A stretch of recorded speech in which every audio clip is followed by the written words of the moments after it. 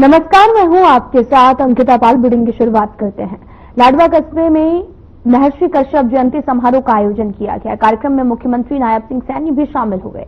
महर्षि कश्यप की तस्वीर पर पुष्प अर्पित किए गए। इस दौरान मुख्यमंत्री नायब सिंह सैनी ने कहा कि हमारे देश की आत्मा ऋषि मुनियों में बसती है। महर्षि कश्यप जी को नमन है। आज मेरे लिए ये बहुत ही गर्व का दिन है कि मैं लाडवा की इस पवित्र भूमि पर आप सबके बीच में उपस्थित हूं। तो मेरे मन में जो श्रद्धा, गौरव और एक विशेष भावनात्मक जुड़ाव यह सिर्फ महर्षि कश्यप जी के चरणों में आकर के मिल रहा है। मैं बताना चाहता हूं कि यह सिर्फ एक समारोह नहीं, बल्कि इस प्रकार के दिवस मनाने के लिए ये हमारी संस्कृति की जड़ों से ये जुड़ने का एक हमारा माध्यम है, नया अवसर है। इसके लिए आप सबको बहुत बहुत बधाई और शुभकामनाएं देता हूं। हमारे लिए ये देश की आत्मा, हमारे देश की ये आत्मा ऋषि मुनियों में बसती है, जिसको हम सब जानते हैं। था उस समय हमारे ऋषि मुनि वैज्ञानिक चिंतन कर रहे थे। वे जलवायु, अग्नि, पृथ्वी और आकाश पंच तत्वों का रहस्य जान रहे थे। और मुझे खुशी है कि महर्षि कश्यप भारतीय संस्कृति और आध्यात्मिकता के ऐसे ही एक प्रकाश स्तंभ हुए हैं। उन्हें सृष्टि के रचयिता के रूप में भी जाना जाता है। मुझे खुशी है कि महर्षि कश्यप सप्त ऋषियों में से एक थे, महान परोपकारी और प्रजापालक वो थे। संहिता जैसे महान ग्रंथ की रचना महर्षि कश्यप ने की। मुझे खुशी है कि उन्होंने ज्ञान, तप और अनुसंधान के मानव सभ्यता को एक नई दिशा देने का काम महर्षि कश्यप ने किया है। मुझे ये भी खुशी है कि साथ ही उन्होंने अपने वंशजों को स्वाभिमान, परिश्रम और संस्कारों की परंपरा भी वो दी है। मुझे खुशी है कि महर्षि कश्यप ब्रह्मा जी के मानस पुत्र, प्रजापति मरीचि के विद्वान पुत्र थे। हम सब जानते हैं, हम उनके वंशज हैं। पुराणों के अनुसार हम सभी होने के ही संतान हैं। उनके इसको हम सब जानते हैं। जिस समय संसार की सभ्यता का कोई नाम निशान नहीं था, उस समय हमारे ऋषि मुनि वैज्ञानिक चिंतन कर रहे थे। वे जलवायु, अग्नि, पृथ्वी और आकाश पंच तत्वों का रहस्य जान रहे थे। और मुझे खुशी है कि महर्षि कश्यप भारतीय संस्कृति और आध्यात्मिकता के ऐसे ही एक प्रकाश स्तंभ हुए हैं। उन्हें सृष्टि के रचयिता के रूप में भी जाना जाता है। मुझे खुशी है कि महर्षि कश्यप सप्त ऋषियों में से एक थे, महान परोपकारी और प्रजापालक वो थे। उन्होंने समाज को एक नई दिशा देने के लिए स्मृति ग्रंथ और कश्यप संहिता जैसे महान ग्रंथ की रचना महर्षि कश्यप ने की है। मुझे खुशी है कि उन्होंने ज्ञान, तप और अनुसंधान कि मानव सभ्यता को एक नई दिशा देने का काम महर्षि कश्यप ने किया है।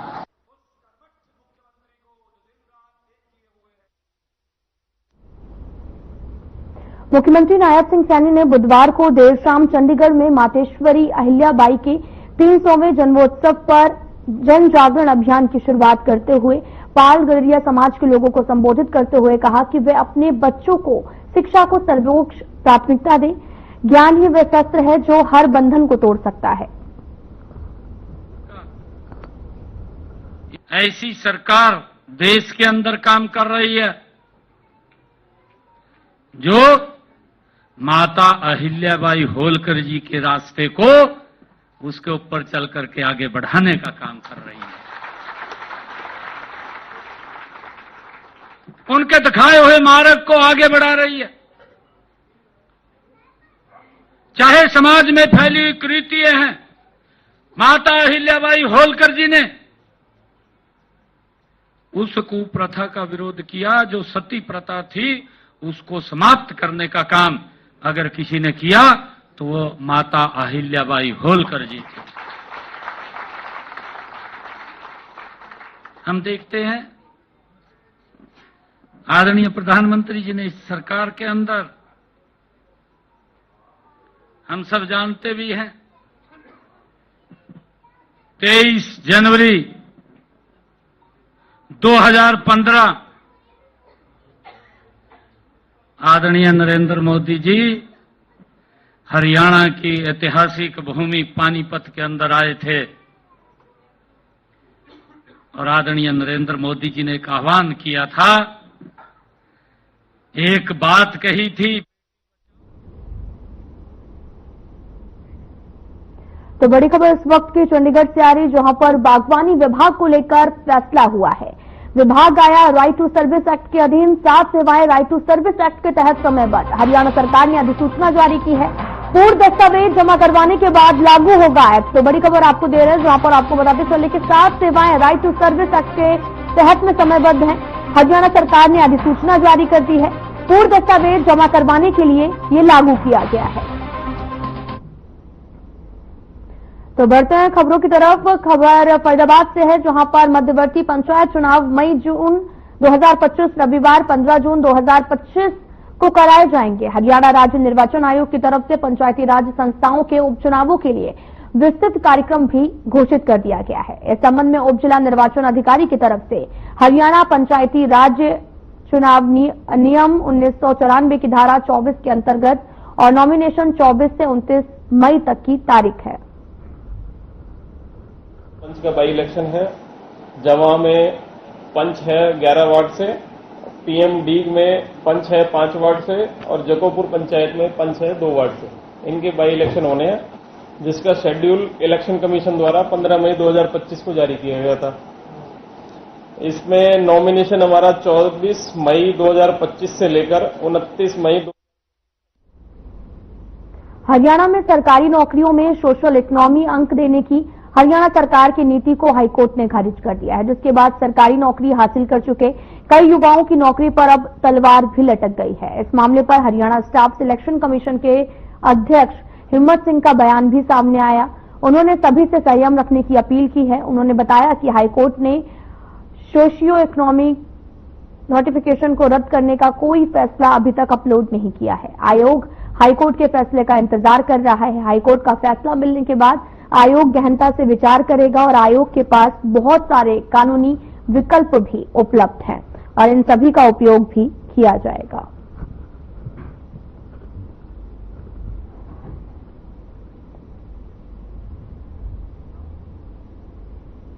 हरियाणा में सामाजिक और आर्थिक आधार पर नंबर से नौकरी पाने वालों पर संकट भी खड़ा हो गया है। इस संबंध में पंजाब और हरियाणा हाईकोर्ट ने एक अहम फैसला लिया है। कोर्ट ने प्रदेश सरकार की बोनस अंक को लेकर 11 जून 2019 को जारी अधिसूचना रद्द कर दी है और ये फैसला जस्टिस संजीव प्रकाश शर्मा और जस्टिस मीनाक्षी आई मेहता की खंडपीठ में सुनाया गया। इसमें करीब 10,000 नौकरियों पर खतरा मंडरा रहा है। हाईकोर्ट ने हरियाणा स्टाफ सिलेक्शन कमीशन को निर्देश दिए हैं कि 3 महीने के अंदर सामाजिक आर्थिक आधार पर दिए गए अंक हटाकर रिजल्ट भी जारी किए जाए। अगर इसके बाद में कार्यरत कर्मचारी मेरिट लिस्ट में नहीं आते हैं तो नियमानुसार उनकी सेवा समाप्त हो जाएगी। वकील मजलिस खान ने भी कहा कि सरकार के इस नोटिफिकेशन के पीछे अच्छी सोच थी। कल प्रोनाउंसमेंट हुई थी कोर्ट नंबर 17 से, उसमें हमने जो 11 जून 2019 को गवर्नमेंट का एक नोटिफिकेशन था जिसमें सोशियो इकोनॉमिक क्राइटेरिया के बेसिस पे जो कैंडिडेट थे उनको 10 नंबर दिए जाते थे और 90 नंबर का रिटर्न एग्जाम था, तो इस तरह 100 नंबर का एग्जाम होता था। तो जो 10 नंबर थे उनको उन्होंने इस तरह बाइफिकेट कर रखा था कि भाई जिसके परिवार में कोई। खबर पलवल से है, जहां पर अपने बच्चे के लिए दवाई लेने दिल्ली जा रही महिला का 3 महिलाओं ने मिलकर पर्स निकाल लिया है और जिसके बाद में महिला ने शोर भी मचाया। शोर सुनकर स्थानीय दुकानदार इकट्ठा हुए और बदमाश महिलाओं को पुलिस के हवाले किया है। महिलाओं का एक दुकान के बाहर पर्स फेंकने का वीडियो भी वायरल हुआ है, जिसे पिछले लंबे समय से ऑटो में बैठी महिलाओं का पर्स और मोबाइल निकालकर फरार हो जाने वाली महिलाओं का गिरोह के कई मामले भी सामने आ चुके हैं। इस तरह से महिलाएं पिछले काफी समय से इस क्षेत्र में जो है वो वारदातों को अंजाम दे रही थी।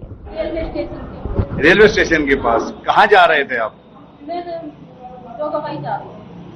तो कौन लोग थे जिन्हें पर्स चुराया? बावनी। कितनी है? 3 से। मौके पे पकड़ लिया था उनको? कैसे मौके पे पकड़ा था? हाँ, मौके पे ही पकड़ा, मतलब मौके पे नहीं पकड़ा था, मुझे किसी और ने बताया था। टेम्पू वाला मेरे पीछे चल रहे थे, उस भैया ने देखा था। जब वो भैया आगे गए, जब उनने टेम्पू रोका मेरा और जब उसने बताया कि अपना पर्स देखो, मैं क्यों देखूं, मैं तुम क्यों बोल रहे? जब मैंने फिर बैग चेक करा तो मेरा आगे का चेक खुला पड़ा, पर्स ये पीछे से आई तो 3 लेडी थी, इनका पर्स निकाल करके वो गाड़ी हमारी दुकान के सामने आई। दूसरी जो दुकान है वहाँ पे आकर के उन्होंने पर्स को फेंका, फेंकने के बाद में दुकान घुसी। जब इन्होंने उनको बोला कि हमारा पर्स दे दे, उसमें डॉक्यूमेंट वगैरह है, 2000 रुपये उसको ले ले, पर पैसे वो कागज दे दे, मेरी बच्ची के डॉक्यूमेंट है जरूरी। तो उसमें लेडीज ने नहीं माना और धमकी ये दी तो उन्होंने फोन मिला के मेरे को दिया और हम जैसे उनको कह रहे थे कि तुमने चोरी करी है, लेडीज की दवाई पर्चियां दे दो, पैसे भी सक्सेस रख लो। तो हमने ये कहा कि पैसे हम इकट्ठा करके हमारी तरफ से उन्होंने बस फोन मिला के किसी आदमी से बात कराई और कहा कि हम तुमको चोर दिखते, हम अभी आ रहे हैं तुम्हारे पास में, हम देखते कौन हमको चोर बोल रहा है।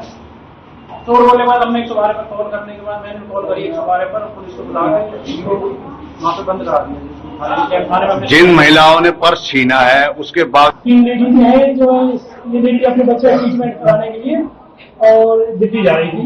उसमें इसके जो डॉक्यूमेंट्स भी थे बच्चे के ट्रीटमेंट कराने वाले, तो उन्होंने उनका पर्स निकाला है और 3 लेडीज इसका उनकी मारने में सही, जो भी पर्स उन्होंने निकाला है।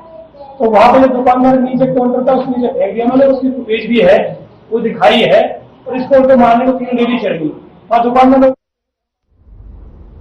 हरियाणा प्रदेश में एक बार फिर से कोरोना ने दस्तक दे दी है। इसके चलते गुरुग्राम में एक बुजुर्ग महिला और फरीदाबाद के एक 28 साल के युवक में कोरोना के लक्षण मिले हैं। कोरोना की पुष्टि होने के बाद में स्वास्थ्य विभाग हरकत में आ गया है। इसी के चलते मुख्य चिकित्सक अधिकारी के दिशा निर्देश पर आइसोलेशन वार्ड बनाए जाने के साथ ही अस्पताल क्षेत्र में सोशल डिस्टेंसिंग का भी प्रोटोकॉल अपनाना शुरू कर दिया गया है। मुख्य चिकित्सक डॉक्टर रघुवीर शांडिल ने बताया कि जिस भी व्यक्ति को बुखार, खांसी, गला खराब होने के लक्षण हो वह योग्य चिकित्सक से इसकी जांच करवाए ताकि कोरोना जैसे संक्रमण को फैलने से रोका जा सके। आपको बताते चलें कि लगातार भिवानी में पहले की तरह अच्छी तैयारी है। जैसे कि समाचार पत्रों और सूचना के आधार पर हरियाणा में भी कोविड की एंट्री होगी है।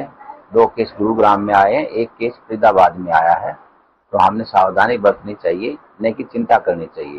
सावधानी ये बरतनी चाहिए कि हमने सोशल डिस्टेंस मेंटेन करनी चाहिए और हमने हैंड वॉशिंग करनी चाहिए। भीड़ भाड़ इलाके में ना जाएं, अगर जाना पड़ जाता है तो मास्क लगा करके जाएं। और जब बुखार हो, खांसी हो, गला खराब हो तो उसको साधारण डॉक्टर की वजह क्वैक की बजाय आप कोरोना कम बैक को लेकर स्वास्थ्य विभाग को अलर्ट मोड पर रहने के दिशा निर्देश भी दिए गए हैं। देश और प्रदेश में एक बार फिर से कोरोना कम बैक हो गया है और आए दिन कोरोना के मरीज निकलकर सामने आ रहे हैं। उसी कड़ी में कलावली स्वास्थ्य विभाग की अगर बात करें तो विभाग के उच्च अधिकारी के आदेशों पर जो है वो विभाग के डॉक्टर और पूरा स्टाफ अलर्ट है।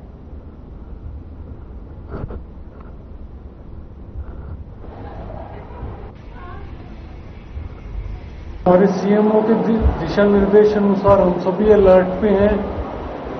टेस्टिंग की जरूरत पड़ेगी, अगर करवानी पड़ेगी तो वो अवेलेबल रहेगी। अभी हमारे पास कोई कंफर्म केस यहाँ पे नहीं आया है। देखिए, टेस्टिंग पे ही मेन फोकस है अभी। अगर कोई पॉजिटिव आता है तो उसकी आइसोलेशन की जाएगी। अभी टेस्टिंग का ही हम मापदंड लेके चल रहे हैं। तो बड़ी खबर इस वक्त की चंडीगढ़ से। देश में कोविड-19 के लगातार बढ़ते मामले नजर आ रहे हैं। हरियाणा स्वास्थ्य मंत्री आरती राव का बयान सामने आया। हरियाणा स्वास्थ्य विभाग की हालातों पर नजर, लोगों की सुरक्षा के लिए उठा रहे उचित कदम। तो बड़ी खबर आपको दे रहे हैं, जहां पर हरियाणा स्वास्थ्य विभाग की हालातों पर नजर है। लोगों की सुरक्षा के लिए कई उचित कदम भी उठाए जा रहे हैं। हरियाणा में कोविड-19 के 4 मामले सक्रिय हैं। आपको बताते चले कि बड़ी खबर इस वक्त की, देश में लगातार कोविड-19 का संकट बढ़ने लगा है। स्वास्थ्य मंत्री ने भी जानकारी दी है। हरियाणा स्वास्थ्य विभाग की हालातों पर भी नजर बनाए हुए है। लोगों की सुरक्षा के लिए भी उचित कदम उठाए जा रहे हैं और 4 मामले अब सक्रिय पाए गए हैं।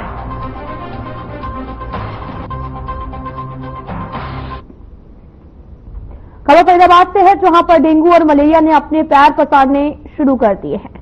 साथ ही डेंगू के 4 मामले, जबकि एक मलेरिया का केस सामने आया, जिसने एक बच्चा और 3 महिलाओं को डेंगू का लक्षण बनाया है। और साथ में आपको बताते चलें कि सभी पर घर पर इलाज चल रहा है। डेंगू और मलेरिया के मामले सामने आने पर हेल्थ डिपार्टमेंट भी अलर्ट हो गया है।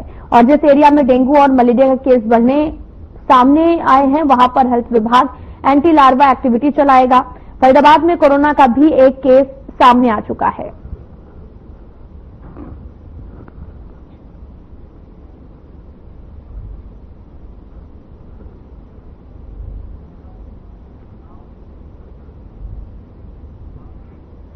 तो शाम में मई महीने में लगातार गर्मी में बढ़ोतरी के साथ ही मौसमी फलों की बिक्री भी बढ़ोतरी शुरू हो गई है। गर्मी जैसे से बढ़ रही है, वैसे वैसे लोग इससे निपटने के उपाय भी ढूंढ रहे हैं। साथ ही धूप उमस भरी गर्मी से लोगों का गला हर पल सूख रहा है। इसे तर करने के लिए लोग पानी, ठंडा पेय के साथ साथ बड़े पैमाने पर नींबू पानी, बेल के जूस भी पी रहे हैं।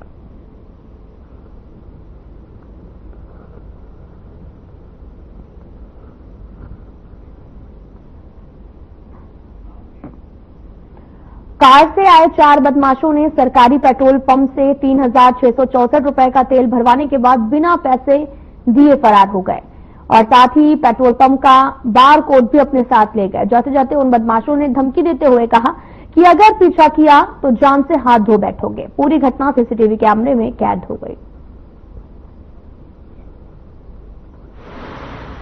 प्रबंधक HPCL पोखरा कल रात 11:10 पे शिफ्ट पर्पल कलर की स्विफ्ट गाड़ी आती है और पेट्रोल के लिए बोलते हैं। पेट्रोल के लिए हमने सेलमैन ने मशीन पे गाड़ी लगवा दी। उसके बाद में पेट्रोल की 3664 रुपये का पेट्रोल डलवा लिया। उसके बाद पेमेंट के लिए बारकोड मांगा गया। सेलमैन ने बारकोड दे दिया। बारकोड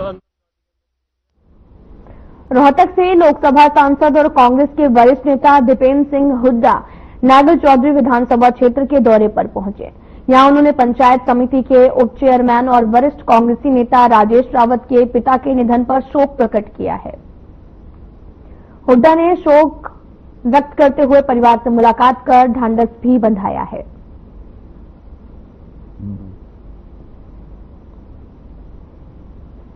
स्वर्गीय बंसीराम जी सरपंच साहब को अपनी ओर से श्रद्धांजलि देते हैं।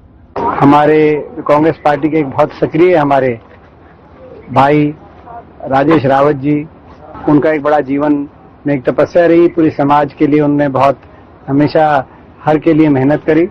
सारे समाज में छत्तीस बिरादरी उनको याद करती है और ईश्वर इस दुख की घड़ी में परिवार को घड़ी का सामना कर और अपने श्री चरणों में सरपंच साहब की दिवंगत आत्मा को स्थान दे। ऐसी आज हम अपने भाई का दुख बांटने के लिए, अपने इस परिवार का दुख बांटने के लिए यहाँ पे आए थे। हरियाणा में तापमान इन दिनों सामान्य से अधिक बना हुआ है। प्रदेश के कुछ क्षेत्रों में आंधी और बूंदाबांदी की स्थिति भी बनी हुई है। मौसम की इस स्थिति को लेकर चौधरी चरण सिंह हरियाणा कृषि विश्वविद्यालय के मौसम वैज्ञानिक डॉक्टर मदन लाल खीचड़ ने बताया कि वातावरण में बनी इस अस्थिरता के कारण तेज धूप, छिटपुट बूंदाबांदी भी दर्ज की गई है। किसानों को सलाह देते हुए कहा कि अगले 2-3 दिन तक तापमान में बढ़ोतरी होने की संभावना है। पिछले 4 दिनों से मौसम में थोड़ा तापमान में बढ़ोतरी देखने को मिली। 40 डिग्री तापमान था पिछले 4 दिन पहले, परंतु बाद में ये अभी आज 44.2 डिग्री सेल्सियस पिछले 24 घंटों में आका गया। रात्रि तापमान भी 25.2 डिग्री सेल्सियस सामान्य से 2 डिग्री सेल्सियस ज्यादा है। और इन जब तापमान ज्यादा बढ़ जाता है तो वातावरण में अस्थिरता बन जाती है और उसके कारण कल हरियाणा के ज्यादातर क्षेत्रों में आंधी देखने को मिल रही थी, धूल भरी हवाएं तेज चली थी और कहीं कहीं छिटपुट बूंदाबांदी हल्की बारिश भी उत्तरी हरियाणा में विशेषकर देखने को मिल रही थी। अभी अगले 2-3 दिनों तक तापमान में थोड़ी हल्की बढ़ोतरी और होने की संभावना है। बीच बीच में धूल भरी हवाएं भी चलने की संभावना बन रही है, परंतु 25 मई रात्रि से एक और पश्चिम विक्षोभ के आंशिक प्रभाव के कारण मौसम में फिर बदलाव देखने को मिलेगा और 26 मई से लेके आगे एक बार फिर हरियाणा में ज्यादातर क्षेत्रों में बूंदाबांदी हल्की बारिश फिर आने की संभावना बन रही है। हरियाणा के ऊर्जा, परिवहन और श्रम मंत्री अनिल विज ने पाकिस्तान की तरफ से अपनी अर्थव्यवस्था को बचाने के लिए अंतर्राष्ट्रीय बैंकों से लगभग 41,000 करोड़ का कर्ज लेने की तैयारी कर दी है। तंज कसते हुए कहा कि पाकिस्तान ने तो बिकना ही है, अब कौन कौन खरीदार मैदान में है वो देखने वाली बात है। तो बहुत ज्यादा तकलीफ है कि नरेंद्र मोदी जी की रहनुमाई में देश ने इतने कम दिनों की लड़ाई में इतनी बड़ी उपलब्धता हासिल की है। 9 उग्रवादी ठिकाने तहस नहस किए हैं, 100 के करीब उग्रवादी मारे गए हैं, 11 जो रनवे हैं वो डैमेज किए हैं और इसके अलावा और बहुत कुछ किया है। मोदी जी का साफ ऐलान है कि हमने सीज फायर की है, लड़ाई खत्म नहीं की है। लड़ाई खत्म उसी दिन होगी जिस दिन एक एक उग्रवादी। कुरुक्षेत्र धर्मनगरी के जगज्योति दरबार में पिछले करीब 4 दशक से मई जून के महीने में महंत राजेंद्रपुरी आग के ढेरों के बीच में पंचद्युड़ी अग्नि तपस्या कर रहे हैं। गुरुवार को भी तपस्या में भारी संख्या में श्रद्धालुओं के साथ शाहबाद के विधायक रामकरण काला भी पहुंचे और इस मौके पर विधायक रामकरण काला ने बात भी की।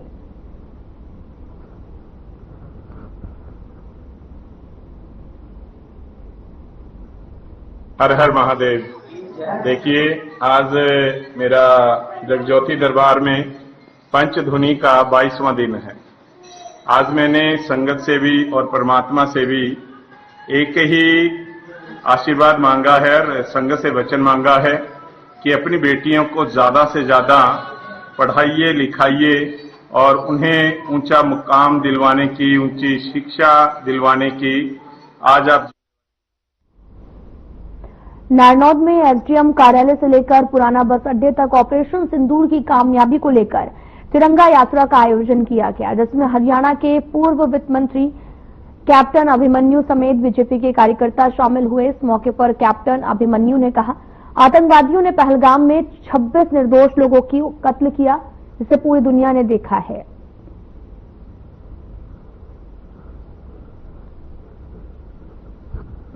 ऑपरेशन सिंदूर के कामयाबी पर पूरे भारत के अंदर खुशी का माहौल है और पूरे देश में तिरंगा यात्रा निकाली जा रही है। उसी कड़ी में नारनौद के सभी भारतवासी आज खुशी से सिंदूर ऑपरेशन की कामयाबी को लेकर तिरंगा यात्रा निकाल रहे हैं। तहसील कार्य परिसर नारनौद से लेकर और पुलिस स्टेशन नारनौद तक की है। भारत को अपने निर्दोष नागरिकों की हत्या का बदला लेने का पूरा अधिकार है। जहां भी जाकर के लिया जाए वो भारत का अधिकार अब सुनिश्चित हो गया। इसलिए हम कहते हैं नया भारत है। अब ये तिरंगा अब पूरे विश्व विजयी तिरंगा है। पूरी दुनिया के सामने ये तिरंगा अब सर उठाकर। वीडियो में मेरे साथ इतना ही, पर अब वक्त हो चला है डॉक्टर राकेश गुप्ता के साथ हमारे खास कार्यक्रम प्लस माइनस का। नमस्कार